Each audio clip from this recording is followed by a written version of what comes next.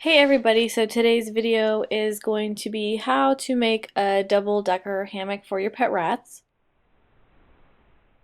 For this type of hammock, you are going to need a sewing machine. If you're not quite sure how to thread your machine or how it actually works, I am going to show you how to thread it. It might not be the correct way. I am not the greatest sewer in the world. I taught myself how to sew because I just wanted to make rat hammocks. So there might be an easier way, but this is just the way that I do it. And if you already know how to thread your machine, then you can go ahead and skip that part and get to the hammock tutorial. I also wanted to mention that this is not my pattern. I got this from the Ratropolis website. A lot of people use her website for when it comes to patterns, so I'll go ahead and post it below in the description. For this project, you're going to need at least a yard of fleece and then a yard of either cotton or flannel, some pin cushions, and then some thread to ideally match your cotton or flannel set, but it doesn't really matter. You're also going to need some grommets or grommets, and I will show you how I put mine in the hammock at the end of the video, but they look like that. And like I did mention at the beginning of the video, you are going to need a sewing machine, and then lastly, you're going to need a pair of really nice sharp scissors that can cut the fabric.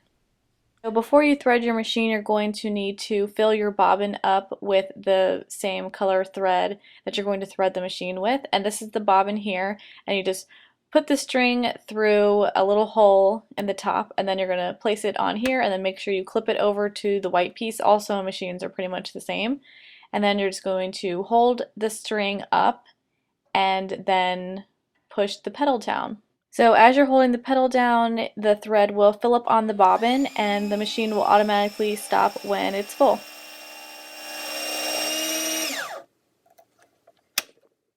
So now you're actually going to thread the machine, so make sure you have the thread on the top, and it's pretty much just going to go through like the little diagram it has near the end up there, and take the string and go down. I don't really know all of the names of the sewing machine. It's that plastic piece there, and then it's going to go through the metal hook just like that. You can follow the arrows and it will basically tell you exactly what to do. And then come all the way down to the bottom, and this is when you're going to insert your thread into the little hole in the needle. So now what you'll need to do is place the bobbin in the bottom part of the machine, and then you'll eventually thread it all together. So at the end you should have two tails coming out of the same spot of the machine. So this is another part of the machine that I don't really know the name, but the bobbin goes inside of this like that. And make sure the thread is going clockwise, and I was having a hard time filming this and trying to do it at the same time, but you essentially just put the thread through that little spot and it should come out just like that.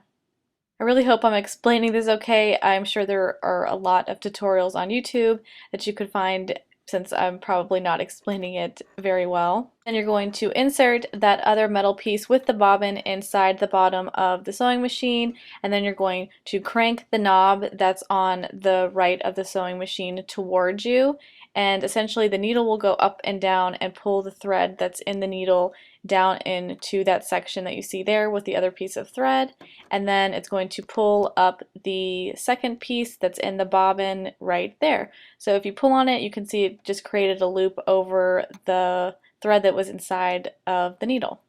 Okay, so now you're ready to cut your fabric and sew. So for this pattern, you're going to want your cotton or flannel and your fleece to be exactly the same. They're going to be 13 inches by 20 inches, so that will be like a rectangular shape. It doesn't have to be those exact measurements, but it definitely needs to be shaped like a triangle, and both the fabrics need to match. And then you want to make sure the right sides of the fabric are facing each other. So the first part of actually sewing is you're going to sew the long sides together, so leaving the short ends open, and I will show you here in this clip.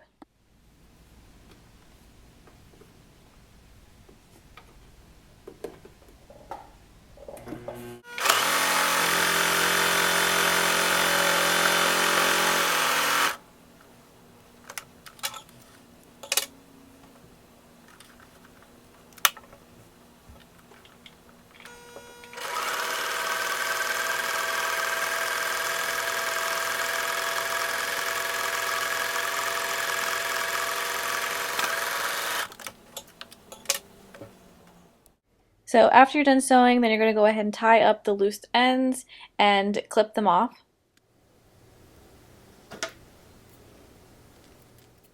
So when you're finished, you should have something that looks like that. And then if you have any overlapping ends like I do on the other side, you will need to cut them off as well. The next few steps are to pull the hammock right side out, like I'm about to do here, and then we're going to go ahead and top stitch across where we just sewed.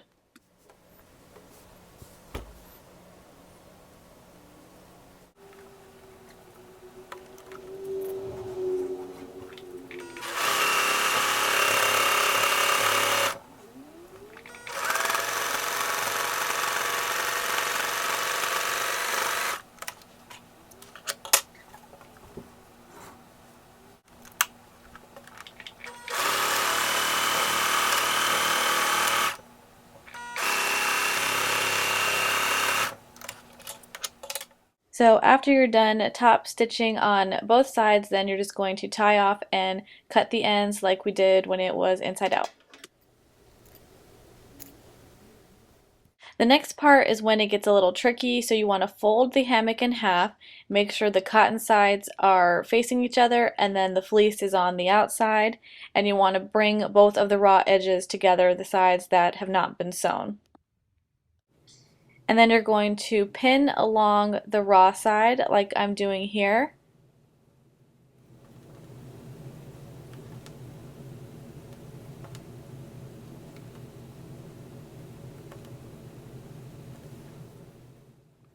And then once you've pinned along the raw side, you're going to be careful and not prick yourself and turn the hammock inside out so now the cotton is on the outside.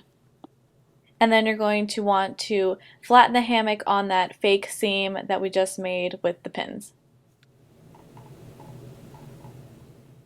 Now this is when it gets a little tricky because you're actually going to sew this fake seam to make it a real seam, and if you've pushed the pins a little too far in like I normally end up doing, you have to kind of gradually pull them out once you get to that spot in the fabric.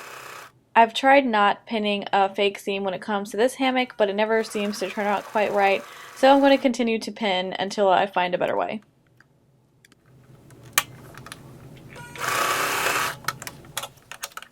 So when you're finished, you should have something that looks like this with a big chunk there that I'm going to end up cutting off. For the seam on the other side, it's a lot easier. Ideally, she says to measure about 7 inches across, but it pretty much depends on how long you want your flat top to be on the double decker. So I think that's about right, so I'm going to go ahead and sew in the seam there.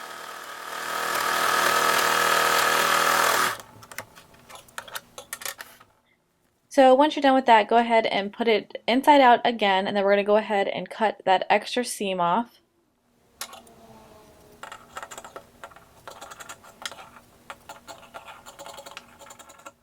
After you've cut off your extra thread ends, go ahead and pull it inside out, and now you're finished. So your double-decker hammock is completely done sewing wise. Now we're just going to go ahead and add the grommets on each end here.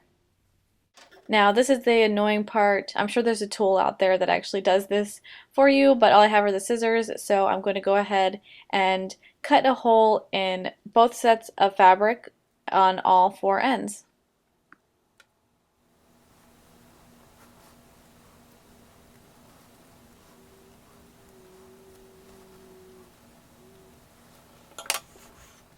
So once you have all your holes cut, we can go ahead and install the grommets. Now the grommets are kind of annoying because they're small and they run away easily, but you basically have a female grommet and then a male grommet. For your first set of grommets, you're going to need to buy one that has the little installation tool that comes in the pack. Here it is here. So basically you have the small flat black piece. The male grommet goes inside of that piece, and then your fabric's going to lay down, and then you're going to put the female piece on the top of the fabric, and then you're going to stick this tool inside and then use a hammer to tap it on the top like that, and then it'll smush it together. So I will demonstrate here so you can see exactly what it looks like. So here's my hole. I'm going to fit the male piece inside of the hole. You can see it peeking out a little bit, put the flat black piece underneath and then lay it flat on the table, and then you're going to put the female grommet on top of the male in the little hole so you can see it like that. And then you're going to attach that piece and then just tap it pretty hard. I'm just using a rubber mallet so it doesn't make too much of a noise, and then it's finished like that. So here is my finished hammock. I like to use the plain metal shower hooks to hang on the cage, and you can see little Kin's face. She loves these little tube double-decker hammocks. They are her favorite. So I hope you guys liked this video. Sorry if it ended up being really long, but I will see you in my next one. Thanks for watching.